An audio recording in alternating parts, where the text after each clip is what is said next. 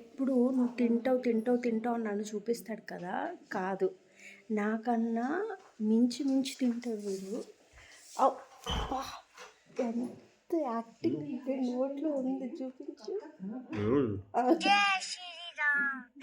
వాడి నోట్లో ఉంది. రాగానే దేనికో డిస్కషన్లో మా అత్తమ్మ స్వీట్ అన్నారు, అంతే ఆ స్వీట్ దగ్గర ఆగిపోయారు. స్వీట్ స్వీట్ అన్నారు. అయితే బామ్మగారేమో స్వీట్ బాక్స్ తీసుకొచ్చారు.